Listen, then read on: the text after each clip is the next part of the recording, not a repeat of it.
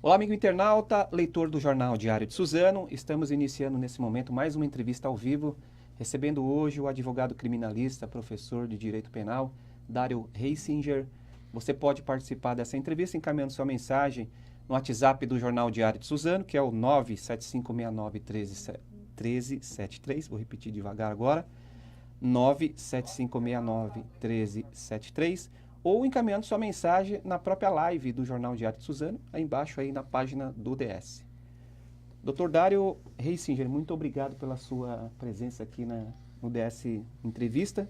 Obrigado por ter aceitado o convite. Eu queria que inicialmente o senhor desse um alô para o nosso internauta que está nos acompanhando.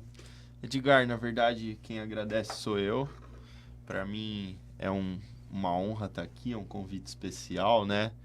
Você sabe, eu sou suzanense, né? Suzanense de nascimento, minha família é de Suzano e o Diário de Suzano representa muito na nossa cidade, né? Então, eu já tive a oportunidade de falar para você, as minhas lembranças do Diário de Suzano são do meu avô recebendo o Diário de Suzano, lendo, então eu estou muito feliz de estar aqui. E cumprimento aí todos que estão nos acompanhando pela internet, né? Espero poder responder algumas perguntas aí de forma produtiva e acho que muito legal esse bate-papo aqui à tarde, falar sobre direito penal, sobre questões atuais. Agradeço muito por estar aqui. Tá certo. Bom, para começar a nossa conversa, eu queria que o senhor fizesse, o senhor, com propriedade, sabe muito do assunto, né? Qual que é a avaliação que o senhor faz hoje do direito penal no Brasil? E aí já emenda uma outra pergunta em relação à morosidade ou não da justiça, que muita gente reclama, né? Edgar, eu não sou o primeiro a falar, na verdade vou estar repetindo grandes autores aí. O direito penal está em crise, é a crise do direito penal, já passou por várias, mas eu entendo a revolta da população e o desejo para que as pessoas sejam punidas e sejam punidas rapidamente. Mas principalmente a gente que atua na defesa, a gente chama muito atenção, principalmente para o Instituto da Prisão Preventiva, né? Está sendo muito usado, né? Então, o ideal seria que uma pessoa fosse presa só depois de condenada, né? Mas as pessoas cada vez mais são presas já logo no começo do processo, a título da prisão preventiva. E hoje nós temos, inclusive, a autorização do STF para que a pena comece a ser cumprida com a decisão de segunda instância, ou seja, ainda existem julgamentos por vir, né? É claro. Recursos também, né? Então, recursos para o STJ, para o STF, e eu entendo, a população tem pressa de ver a pessoa presa, né? Mas a questão também é o seguinte, o sujeito está preso respondendo ao processo, e esse processo, então, deveria ser mais célere ainda, porque cada dia é uma violência à liberdade da pessoa, né? Então, são desafios aí que o direito penal passa, e realmente a morosidade é algo a ser combatido no Poder Judiciário, né? O Rui Barbosa já dizia, né, que justiça tardia não é justiça. Na verdade, pode-se dizer, inclusive, que é uma injustiça, né? A lei precisa ser aplicada sobre a mesma pessoa que cometeu o crime. E a gente muda no tempo, né? Então, você imagine, o sujeito comete um crime e ele ainda não tem filhos. Quando vem a sentença, ele já tem filhos. Ó, a pessoa não é mais a mesma depois de ter filhos. Um exemplo simples, né? Sim. Então, a morosidade no Poder Judiciário é um grande problema e gera injustiça. O senhor é contra, então, a prisão em segunda instância, por exemplo? Qual que é os malefícios que isso pode causar? Edgar, eu vou te dizer com muita tranquilidade que eu sou totalmente contra que a pena comece a ser cumprida enquanto ainda existem recursos. Por quê? Porque, embora eu respeito, o STF entendeu assim, mas é inconstitucional. A nossa Constituição Federal, ela diz com todas as letras que o princípio da presunção de inocência vai até o trânsito em julgado. Então, essa interpretação de que a pena pode começar a ser cumprida antes, do jeito que eu enxergo, é uma violência ao texto da Constituição. No caso do Lula, então, só para citar como exemplo, foi um O caso problema, político, assim, mas... na verdade, por isso ter acontecido com o presidente Lula, acaba um pouco atrapalhando o debate. Porque quando a paixão entra pela porta, a razão sai pela outra, né? Então, assim, eu preferiria que esse assunto fosse discutido sobre réus comuns, né? Porque quando a gente começa a falar do presidente Lula, aí na verdade as pessoas param de prestar atenção na discussão teórica e aí divide igual uma torcida de futebol, aqueles que ficam felizes por ver o presidente Lula preso, aqueles que ficam tristes por vê-lo preso. E inclusive eu, que trabalho com direito penal, que estudo direito penal e que valorizo muito a ciência do direito penal, eu fico chateado que um assunto tão delicado, tão científico, tão complexo, seja discutido como se as pessoas estivessem discutindo uma partida de futebol. Não é para ser assim, né? Mas é claro, eu sou contra o começo do cumprimento da pena em segunda instância para o presidente Lula e para quem quer que seja, né? A lei é igual para todas as pessoas. Então, o meu posicionamento é assim, mas ele é assim porque é teórico. Não é porque eu quero defender o presidente Lula ou qualquer outra pessoa. Muito pelo contrário. Eu acho que a reflexão tem que ser sensata e sem olhar para personagens específicos, né? Isso foi o personagem lá do momento que discutiu esse... Na verdade, a posição do STF é anterior. Uhum. Né, o STF já teve essa posição no passado, que tinha sido superada recentemente, e o STF voltou para essa posição antiga dele de começar o cumprimento da pena em segunda instância. Porém, logo depois, isso aconteceu com o ex-presidente Lula. E aí chamou a atenção do país inteiro, né? Mas aí a discussão acabou ficando polarizada, porque as pessoas simplificaram, né? Não é porque a pessoa concorda ou não com a prisão em segunda instância. Eu quero ver o Lula preso. Não, eu não quero. Então, não se trata disso, né? Se trata de uma interpretação da Constituição.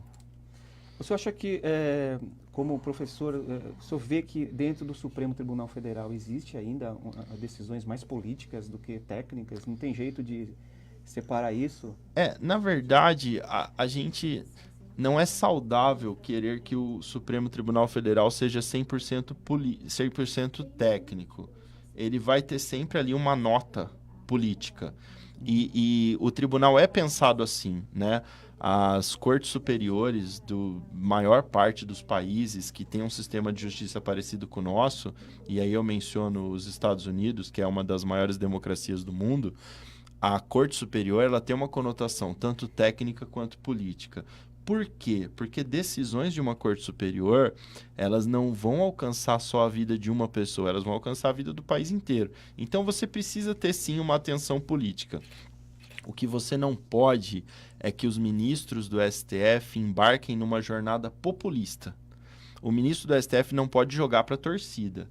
Ele tem que se manter sereno e técnico, né? O que chateia um pouco é verificar que, como os julgamentos são transmitidos pela televisão, às vezes alguns ministros abandonam os argumentos mais técnicos e fazem uma argumentação muito apaixonada, e aí você percebe que ele está querendo convencer aqueles mais apaixonados, que ele está querendo se tornar ídolo da população. E não, o STF não serve para isso. Embora tenha uma conotação política, mas ele não pode entrar na jornada do populismo. A indicação do Sérgio Moro, do juiz Sérgio Moro, para o Ministério da Justiça, o senhor acha que é uma boa para o país, uma vez que ele lá atrás julgou o presidente Lula? Edgar, a gente precisa separar o ministro Sérgio Moro, o então juiz Sérgio Moro, em dois. Só que ele é uma pessoa só. Não tem como ele se transformar em duas pessoas, né? A questão do ministro Sérgio Moro, da nomeação do Sérgio Moro como ministro, é muito boa, talvez para o Brasil politicamente. Já se mostrou boa economicamente, né? O dólar caiu, a bolsa subiu. Para o governo Bolsonaro, aumentou muito a credibilidade. Porém, foi ruim para a Lava Jato. A Lava Jato perdeu o seu maior ídolo. E eu vou dizer assim, se existia um nível de confiança num termômetro que vai de 0 a 100, no número 98, sobre o ministro Sérgio Moro enquanto juiz, a gente não pode negar que essa confiança foi um pouco abalada. Talvez ela ainda seja muito grande, mas de 98 ela caiu para 90, para 88. Por quê? Porque agora surge a dúvida, né? O ministro Sérgio Moro... o juiz Sérgio Moro optou por ser o ministro Sérgio Moro, que é uma opção política, e aí o que a gente indaga é em que momento ele se sentiu atraído pela política. Em que momento lá na casa dele, no gabinete dele, ele estava estudando os processos da Lava Jato e ele enxergou, olha, com isso aqui eu vou ficar famoso e com isso aqui eu vou ter uma carreira política. Em que momento ele pensou isso? Será que foi só depois de já ter condenado todo mundo ou foi antes? E aí a gente, enquanto advogado, e aí é necessário chamar atenção, porque é óbvio que se ele absolvesse as pessoas, ele não teria tido tanto respaldo da população. A população, historicamente, mas não só do Brasil, do mundo inteiro, ela anseia por punições, né? Então, se em algum momento ele se sentiu atraído pela política, as condenações impulsionam, né? E aí a pergunta que se faz é, ele se manteve imparcial? Eu não estou dizendo o contrário. Eu não estou aqui acusando ele, mas eu só estou dizendo isso. É uma opção dele enquanto juiz que diminui um pouco a credibilidade das decisões que ele tomou. Agora, do ponto de vista do país, mostrou que aumentou a confiança internacional. Aí eu disse, os indicadores econômicos foram bons. É uma pena que nós não conseguimos dividir o ser humano em dois, né? Então, ele sendo uma pessoa só, eu preciso analisar assim. Ele como ministro é bom, mas ele, juiz, ter se tornado ministro, diminui um pouco a credibilidade do processo, enfraquece. Como que o senhor viu o aumento do salário aí que está para ser... foi aprovado, né? Precisa de uma sanção presidencial dos ministros do Supremo Tribunal Federal. Edgar, eu sou contra. Eu acho que, assim, são pessoas que merecem ganhar bem? São, mas já ganham muito bem, né? Nós não podemos negar que a gente está passando por uma reestruturação no país e eu acho que cada um tem que fazer sua parte, cada um tem que dar um pouquinho mais de si, um pouco do seu esforço, né? Então, o aumento significa aí R$6.000. Eu acho que uma pessoa que vivia com R$33.000 consegue continuar vivendo com R$33.000 e não precisa de R$39.000. Ainda mais porque isso vai chegar numa cifra de bilhões para o país, né? Então, nesse momento que todo mundo está engajado para fazer uma reconstrução do país, talvez, eu acho que é justo a gente pedir esse esforço dos juízes também, né? Poxa, vamos ficar sem aumento, vamos gerar essa economia para o país. E aí a gente precisa ir um pouco mais longe. A gente precisa combater o auxílio moradia, né? Porque os juízes recebem, mesmo tendo uma residência na comarca, e esse auxílio moradia custa muito caro para o país. E outra coisa que eu combato são os super salários pela acumulação de função. Porque existem muitos juízes que recebem bem acima do teto. Por quê? Porque ele é juiz da primeira vara, ele também é juiz eleitoral, ele também é juiz... Então, conforme ele cumula, ele vai recebendo mais salários ali, ou percentuais do salário, e extrapola bem o teto, né? E eu acho que, assim, ele trabalha 8 horas por dia. Por mais que ele se divida em várias funções, é uma pessoa dividido, então ele divide o tempo dele. Não é igual o médico, que você trabalha 12 horas no hospital e depois mais 12 em outro hospital. Na verdade, ele está trabalhando o dobro. Sim. Então, não é o mesmo caso, né? E algo que eu defendo também é que todos os salários dos juízes, dos funcionários do Poder Judiciário, também venham para o portal da transparência, né? Que a população enxergue. Porque será que a população sabe que existem juízes que ganham muito acima do teto? Eu acho que isso precisa ser discutido e aí, mais uma vez, eu chamo a atenção. Se a gente está num momento de reconstrução do país, que todo mundo está fazendo um sacrifício, eu acho justo que a gente cobre também esse sacrifício dos integrantes do Poder Judiciário. A pergunta também que eu vou fazer em relação aos poderes judiciários que tem hoje no país. Você acha que existe uma harmonia entre Ministério Público, Supremo, o advogado, ou tem a Polícia Federal, ou tem algum órgão que hoje no Brasil acaba se saindo mais ou querendo se sair um pouco mais? Você sente isso ou não? Edgar, a questão da tripartição de poderes, e o próprio Montesquieu já tinha previsto isso, é que os poderes eles vão realmente, um vai controlar o outro. Nós vamos viver tempos em que o poder judiciário vai se destacar, mas logo em seguida vai vir uma contrapartida do poder legislativo, do poder executivo. O importante é que nós mantenhamos na Constituição essa divisão de poderes muito bem definida, não é? Talvez agora, recentemente, o poder judiciário tenha crescido muito e até talvez invadido um pouco a esfera dos outros poderes, mas eu acredito que o sistema se autorregula, né? Um exemplo disso é que a presidente do STF cassou o indulto presidencial, uma prerrogativa do presidente da República que foi cassado pelo Poder Judiciário. Seria, sim, um pouco de uma invasão de um poder pelo outro, mas eu acredito que nada é irremediável, eu acredito que o sistema vai se autorregular. E uma crítica que eu faço é que talvez o Ministério Público precise assumir mais um protagonismo, principalmente no processo penal, porque o juiz deve estar distante do processo e se manter imparcial. Por exemplo, na Lava Jato, o personagem principal não era para ser o juiz Sérgio Moro. O juiz Sérgio Moro não era para ser o grande carrasco dos réus e até teve lá uma imagem do juiz contra o réu num ringue de boxe. Não, essa pessoa que deve estar aparecendo contra o réu é o promotor. Então o Ministério Público precisa tomar as raias da sua competência. O juiz não é parte. O juiz não é parte e não pode ser. Se ele se torna parte, a imparcialidade vai embora, né? Então eu chamo atenção para isso. Doutor, eu queria falar um pouco sobre eleições, mas aí eleições da UAB, né? A gente vai ter agora, sim, acho que é 29 de novembro tem as eleições no estado, no país, na verdade, né? Isso. E a OAB sempre foi um órgão importante nas eleições, em decisões, como por exemplo lá em 92 em relação ao impeachment do Collor. Como que o senhor vê hoje o papel da OAB nacional, estadual, até aqui mesmo em Suzano, em relação às decisões as decisões nas eleições? Ela tem que participar mais? Eu acho que existe essa participação efetiva ou não? Eu acho que recentemente a OAB tem estado muito tímida, né?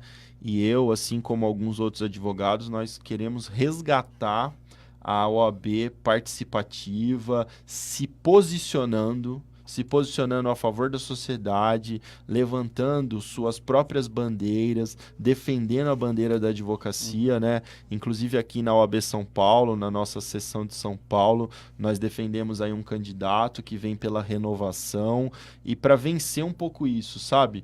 Uma OAB que não quer agradar os políticos, que não quer agradar o Poder Executivo, que não quer agradar o Poder Legislativo, que não quer agradar o Poder Judiciário, mas uma OAB que está disposta a comprar a briga dos advogados, de todos os advogados, não só dos famosos, dos milionários, e também uma OAB que está disposta a comprar as brigas da sociedade, né? Eu acho que a OAB já foi uma grande protagonista no cenário nacional, mas ela perdeu isso e tem que voltar a ser. Foi tímida nessas eleições? Muito tímida. Nessas eleições e nos assuntos, né? Você não viu uma posição definitiva sobre a OAB, por exemplo, a condenação de segunda instância que a gente estava conversando, né? Essas condenações, essas questões de suspeição, imparcialidade de juízes que a gente também mencionou aqui, você não viu a OAB se manifestando com força sobre isso, né? Eu acho que a OAB tem que resgatar o seu protagonismo e cumprir o seu papel.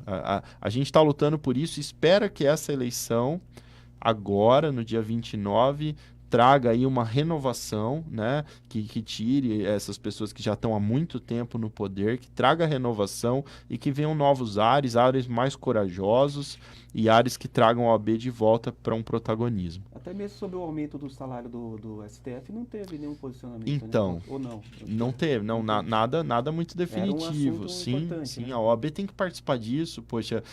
Quem representa o cidadão na questão do Poder Judiciário? São os advogados, né? Então, a entidade de classe que mais deve falar sobre isso é a OAB, né? Principalmente aí no que a gente está falando, super salários, né? Férias de 60 dias no Poder Judiciário, não é? Quem tem férias de 60 dias no Brasil? Pelo amor de Deus, né? Então a gente tem que combater esses abusos, né? Se nós estamos numa fase de renovação, todo mundo tem que contribuir. Certo.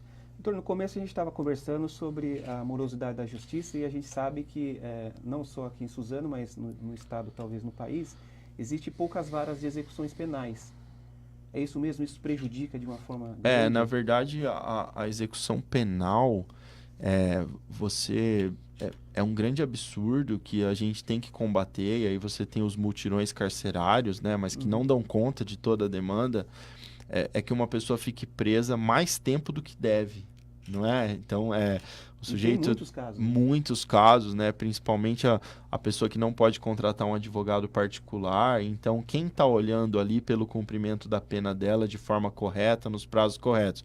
Então, nós precisamos tanto de mais juízes, mais varas de execução, mas nós também precisamos de uma defensoria pública maior, com mais defensores públicos, uma ampliação do convênio com a OAB para também atuar nas execuções penais, né? E num número maior, para que você não para que o caso de ninguém passe desapercebido, né?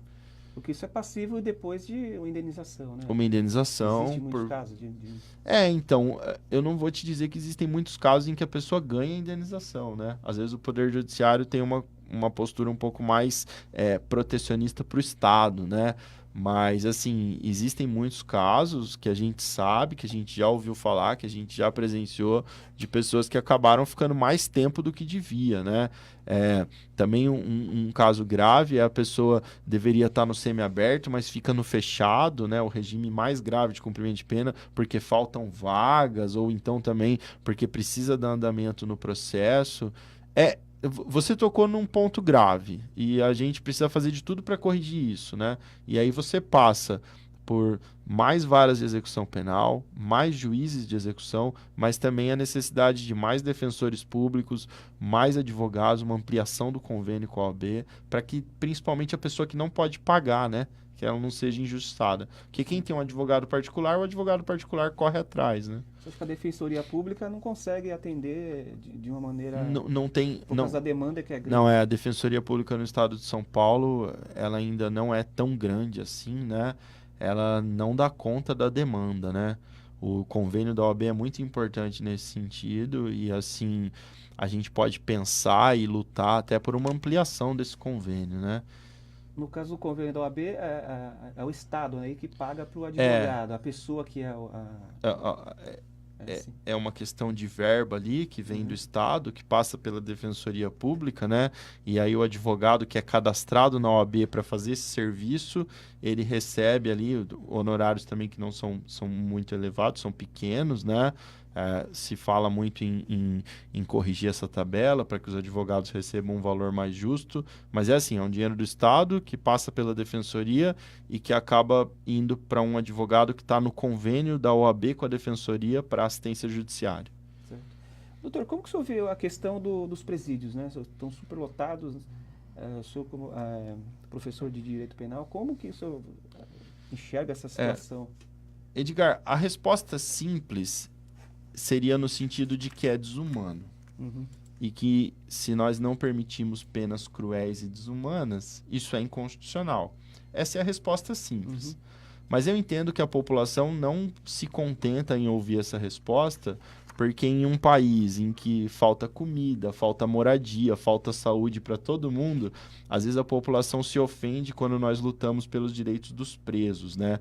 Mas, na verdade, a gente luta para que a lei seja respeitada. Então, se a lei diz que as pessoas devem ser punidas de forma humana, a situação dos nossos presídios ela é inconstitucional.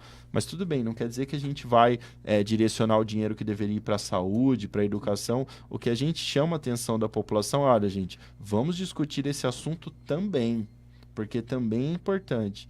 E outra coisa que é importante é que o sistema carcerário melhore para que o preso não saia de lá pior. E isso interessa para toda a população, porque nós precisamos diminuir o número de reincidência, né? Se nós conseguíssemos, pelo menos, que a pessoa que já passou pelo sistema carcerário, quando ela sai, ela não sai para cometer outro crime, nós vamos diminuir a criminalidade. E isso interessa para todas as pessoas. Todo mundo quer viver numa sociedade mais justa, né? Então, uma coisa que eu tento explicar para as pessoas é que investir num sistema carcerário melhor não é só porque a gente quer ser bonzinho com o preso. Que daí chega um e já fala, professor, então leva para sua casa. Não, não é isso. O que a gente também quer chamar a atenção é que investir num sistema carcerário melhor também diminui a criminalidade. Porque se diminui a reincidência, diminui a criminalidade. Certo. As pessoas têm uma interpretação muito crítica, né, em relação aos direitos humanos, né? Sim. Você fala em direitos humanos, defender bandido, tudo, né? O que você teria para falar sobre isso? Os direitos humanos, ele é bem mais amplo do que isso, né, Edgar? É que talvez os assuntos que chamam mais atenção tenham a ver com direitos humanos de preso, direitos humanos de uma pessoa cometer um crime, às vezes por conta de violência policial, tudo. Mas, Edgar, o direito da pessoa que não cometeu crime nenhum de ter saneamento básico na sua casa, onde ela mora, também é um direito humano, né? O direito de receber acesso à saúde também é um direito humano. O direito de você trabalhar sem de uma forma muito acima da sua capacidade física também é um direito humano. Tudo isso está relacionado com a dignidade da pessoa humana, né? Então, às vezes, o que a gente acha um pouco estranho, e não é nenhuma crítica, porque nem todo mundo estudou o direito, nem todo mundo conhece, mas a pessoa fala assim, eu sou contra os direitos humanos. Não, mas espera aí, os direitos humanos, eles são muito amplos, né? Se a pessoa falar para mim, eu sou contra privilégios, tudo bem, eu concordo, ninguém gosta de privilégios, né? Mas os direitos humanos, nós sempre vamos. É necessário, é fundamental que nós estejamos sensibilizados com isso, porque é o direito de toda pessoa, não só de quem está preso, de quem cometeu um crime, mas de ser tratado com dignidade, né? O ser humano, ele tem direito de ser tratado com dignidade, né? Ninguém merece ser tratado como um animal, nem os animais merecem ser maltratados, né? A nossa Constituição Federal assegura que o animal tem o direito de não sofrer, né? Então, eu acho que tudo isso é uma evolução. Eu não me zango com as pessoas, eu não fico chateado, eu entendo. As pessoas hoje estão muito bravas, estão muito ansiosas, porque passaram aí por muitas privações, dias difíceis. Mas o que eu peço vamos agora, nesse momento de renovação, começar a voltar àquela nossa serenidade, conseguir discutir os assuntos com a devida atenção, né? Sem paixões, sem radicalismos. Certo. A senhora falou em paixões e radicalismos, essa eleição foi marcada por batalha aí nas redes sociais, né? E teve muito fake news de ambas as partes, de vários lugares aí. Existem alguns projetos que estão sendo discutidos na Câmara, né, sobre esse assunto, né, de você responsabilizar quem produz a fake news e também quem compartilha. Mas hoje, que tipo de processo a pessoa pode responder por uma mentira que ele possa estar divulgando nas redes sociais? Sim, hoje com certeza vai depender o conteúdo do que é compartilhado, né? Mas se for uma ofensa, né, com certeza a pessoa vai responder por uma injúria, por uma difamação, por uma calúnia, se estiver dizendo que o outro cometeu um crime, né? Isso do ponto de vista penal, né? E do ponto de vista civil, pode responder aí por um dano moral quando aquela notícia ofende a honra de alguém, né? Agora, indo mais profundo nessa questão, para que fake news não forme o convencimento das pessoas, eu acho que principalmente, independente de leis que vão ser criadas, mas as pessoas precisam ficar mais conscientes, né, Edgar? Eu acho que a pessoa de bem, a pessoa honesta, não gosta de mentira. Então, por que a pessoa de bem e a pessoa honesta está compartilhando mentiras, né? Então, eu acho que a pessoa tem que se educar para quê? Primeira coisa, quando ela recebe algo, ela tem que confirmar em um veículo sério de informação, né? Então, a pessoa aqui de Suzano recebeu lá no WhatsApp ou no Facebook uma notícia sobre alguém de Suzano, primeiro entra no site do Diário de Suzano e verifica se o Diário de Suzano também está veiculando a mesma informação. Se o maior jornal da cidade não está veiculando essa informação, é muito provável que seja uma mentira, né? A nível nacional, entra lá no site do Estado de São Paulo, entra lá no portal da Globo, entra lá no site da Folha de São Paulo, da Veja, dos demais meios de comunicação de amplitude nacional, verifica se aquela notícia também está lá. Porque se não estiver, é uma grande chance de que seja uma fake news, né? E eu acho que a pessoa de bem não pode compactuar com mentira, com notícia falsa, né? O senhor falou da injúria e da difamação, né? Pode responder. Sim. Qual que é a diferença da injúria e da difamação? A injúria é aquela ofensa que prejudica só a honra subjetiva da pessoa. Ou seja, só aquele que ouviu se sente ofendido, pessoa, né? É aquele palavrão. Né? É feio falar palavrão, né? Mas quando um xinga o outro de palavrão, isso é uma injúria, né? Seu filho daquilo, não sei o quê. Agora, a questão da difamação quando a pessoa ofende a outra e essa ofensa também prejudica como a sociedade enxerga essa pessoa. Ou seja, abala também a honra objetiva dela, abala a imagem dela com a sociedade. Que daí é o caso do seu corrupto, seu espancador de mulheres, sabe? Seu ladrão. São questões mais que todo mundo que ouvir vai questionar a índole daquela pessoa. Essa é a difamação. Essa é a grande diferença entre injúria e difamação. Doutor, na semana passada houve uma grande discussão em relação ao governador eleito do Rio, que disse que pensa em autorizar a polícia a abater as pessoas que estiverem armadas, né? Sim. Do ponto de vista jurídico, isso pode acontecer isso? Ele pode fazer isso? Então, como que funcionaria? A palavra abate já é uma infelicidade usar essa palavra, né? Eu preferiria o termo neutralizar a ameaça, né? E neutralizar a ameaça se a ameaça existir. O que a gente não pode permitir é que interpretem a legítima defesa como uma licença para matar. O James Bond lá nos filmes tinha licença para matar. Então ele decidia matar, ele podia. Não, isso não, o direito não comporta isso, né? Você vai inclusive ofender a garantia mais sagrada da Constituição Federal, que é o direito à vida. O que existe é a legítima defesa.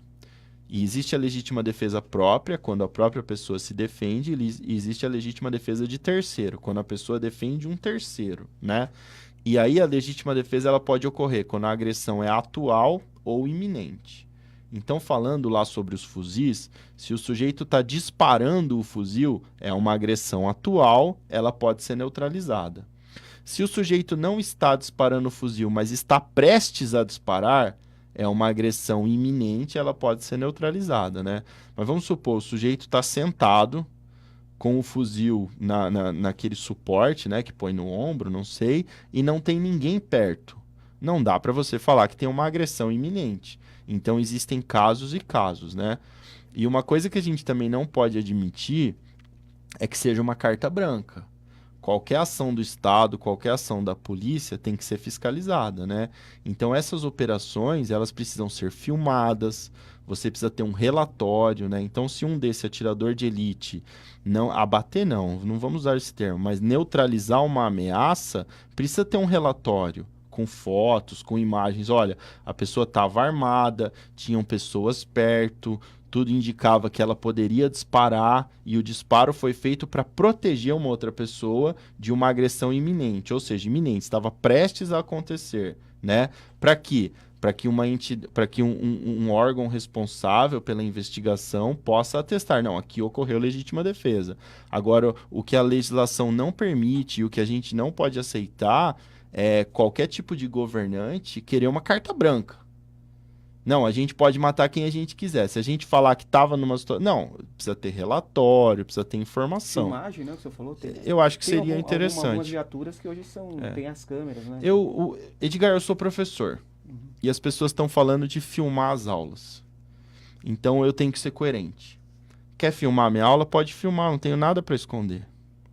Então a mesma pessoa que fala de filmar o professor dando aula, fala que o policial que vai matar alguém não precisa ser filmado. Não, peraí. Então tudo bem, vocês estão falando de filmar o professor dando aula, então vamos ser todo mundo coerente? Eu estou falando de filmar o policial, então eu, professor, aceito ser filmado também. Mas você que está falando de filmar o professor e ao mesmo tempo está falando de dar uma carta branca para o policial matar quem ele achar que tem que matar, está faltando coerência. Então vamos filmar todo mundo, porque se ninguém tem nada para esconder, ninguém tem medo de ser filmado. Eu penso assim, né? Eu acho que esse paralelo é interessante e eu procuro ser sempre coerente no que eu digo, Edgar, e eu cobro um pouco isso das pessoas, né? Então, não é porque eu sou professor que eu vou dizer assim, o policial tem que ser filmado, o professor não. Mas não é porque o sujeito defende uma atuação mais violenta da polícia que ele vai dizer, o policial não pode ser filmado. Mas o professor sim, porque a gente quer controlar o que o professor diz. Não, então vamos filmar todo mundo, né? E quem fizer coisa errada, responde para a justiça. Eu acho que tem que ser assim. Tá certo. Doutor, estamos encaminhando para o nosso final, mas eu queria que o senhor comentasse um pouco, a gente descobriu recentemente que o senhor tem uma outra função, que é de apresentador de televisão, né? Sim. Que o seu programa Faças da Justiça. Como que é o programa? Qual que é o objetivo? E eu queria também, se eu já aproveitar e deixar o canal para as pessoas Ah, acompanharem sim, lá. Edgar. A emissora é a SWTV, que é o canal 15 da NET. Aquela rede de televisão NET, né? O canal, a televisão por assinatura. A SWTV tá lá no canal 15. O meu programa passa todo dia ao meio-dia, de segunda a sexta. E ele também pode ser assistido ao vivo pela internet. Para quem não tem a assinatura da NET, é no www.swtv.com.br, ao meio-dia pode assistir o meu programa. E também lá no YouTube, SWTV. Depois que as entrevistas passam, elas ficam disponíveis no YouTube lá. O programa se chama Faces da Justiça. O que me encantou para me aventurar como apresentador, não sou apresentador, sou advogado e professor. Apresentador, vamos dizer assim, que é um hobby. Mas o que me encantou por me aventurar é fazer um programa dessa forma, que a gente discute os temas com sinceridade intelectual, sem sensacionalismo, sem paixões e tentar levar para as pessoas um pouquinho de uma discussão de qualidade, né? Porque hoje em dia os meios de comunicação estão indo muito para o lado do sensacionalismo, né? Então a gente está tentando fazer algo diferente, discutir com qualidade, com bom humor, mas mantendo a seriedade intelectual, né? Doutor, encerramos a entrevista. Eu queria que o senhor deixasse uma mensagem final para o internauta que nos acompanhou até agora e queria agradecer ter aceitado o convite. Espero que volte aí ou em outra oportunidade. Bom, a mensagem que eu queria deixar por fim é essa, né? Vamos nos unir, vamos abrir mão aí dos radicalismos. Todo mundo precisa se esforçar um pouquinho por um país melhor e, principalmente, vamos buscar buscar as informações nas fontes corretas, né? E antes de ter uma opinião, hoje em dia na internet todo mundo pode ter opinião, mas antes de divulgar a sua opinião, vamos refletir um pouco, vamos procurar divulgar uma opinião com qualidade, com sinceridade intelectual. E, por fim, eu agradeço muito essa oportunidade de estar aqui, agradeço você, toda a produção aí que esteve trabalhando aqui durante essa nossa entrevista. Tá joia, muito obrigado. Queria agradecer também você, amigo internauta, que nos acompanhou até agora. Até a próxima entrevista.